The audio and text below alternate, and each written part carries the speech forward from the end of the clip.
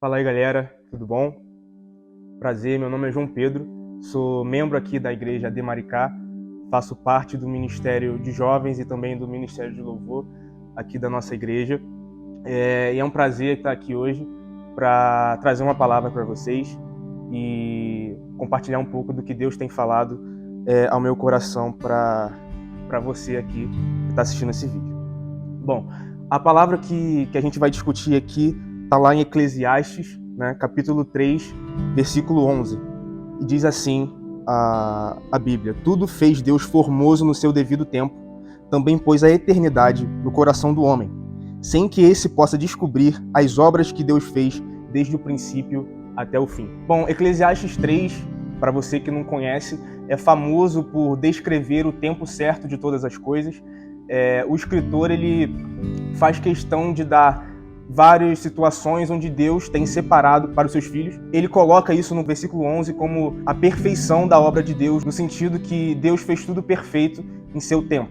E aqui ele coloca uma sentença quase paradoxal, no sentido que Deus fez formoso tudo ao seu tempo, à medida que colocou a eternidade no coração do homem, sem que esse possa entender o princípio até o fim das obras de Deus.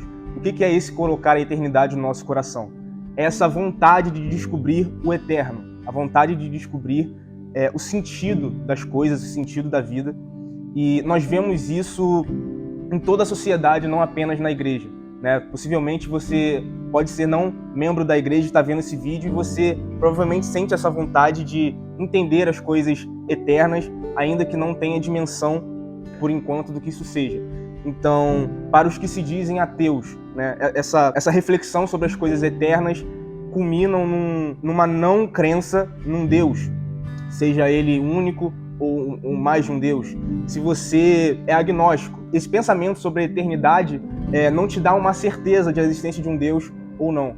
Mas para nós cristãos, essa vontade, esse anseio que Deus colocou no nosso coração nos faz ter a certeza, sim, que nós temos um Deus presente, um Deus que se fez carne e habitou entre nós, e mesmo assim nós não podemos descobrir o princípio e o fim das coisas que esse Deus preparou para nós. Nós temos essa certeza, mas nós não temos, somos limitados em nossa natureza em entender isso tudo. Mas como crer que isso é perfeito, né? Afinal de contas, Deus dá essa vocação para nós, Deus dá esse sentimento de querer entender essas coisas eternas, essas coisas infinitas do princípio e fim, e ao mesmo tempo somos limitados em nossa natureza. Então, como crer que isso é formoso? Porque ele diz que isso é formoso no começo do capítulo. E tudo fez Deus formoso no seu devido tempo.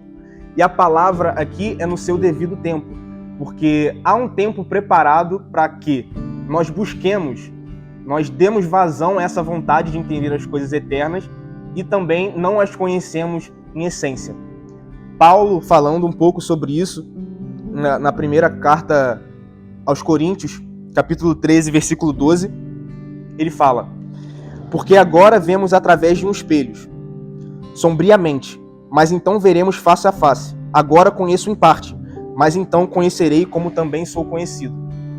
Então, acredito que Paulo, tendo esse assunto em mente, ele reconhece que agora, né, no tempo que ele escreve, mas também no nosso tempo em que Jesus não veio pela segunda vez, nós o conhecemos apenas em parte, como um espelho, tendo em vista que um espelho na época de Paulo era um pedaço de metal polido, onde não dava para ver claramente a imagem então refletida, como nos espelhos atuais. Então, ver no espelho, Paulo está querendo desenhar aqui para a gente, né, figurar a situação, que ele olhava, a imagem era turva, né? Ele não via apenas a silhueta. Então, assim que nós vemos Deus hoje, nós vemos Deus apenas como um esboço, não vemos ele completamente, mas um dia, no tempo certo.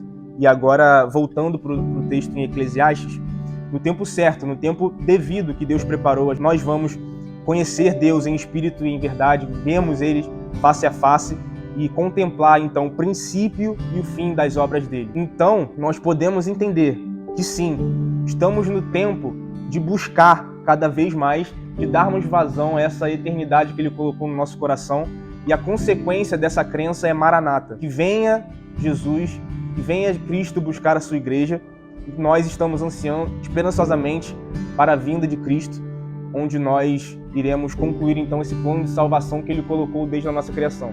Afinal de contas, Ele já nos criou com esse desejo, já nos criou com essa limitação, porque tudo Ele fez formoso no seu devido tempo. Então que possamos perseverar nessa palavra Maranata, que ela gere outras consequências para a nossa vida, como santificação, comunhão com os irmãos e entre outras, que seria outra discussão para a gente conversar num tempo futuro. Mas que Deus possa abençoar a sua vida. Então, se você ainda não conhece os caminhos do Senhor, que você possa pensar sobre isso, sobre a eternidade. Pense sobre as coisas eternas, porque existe uma assinatura dentro de você, do seu Criador, que te faz pensar nessas coisas.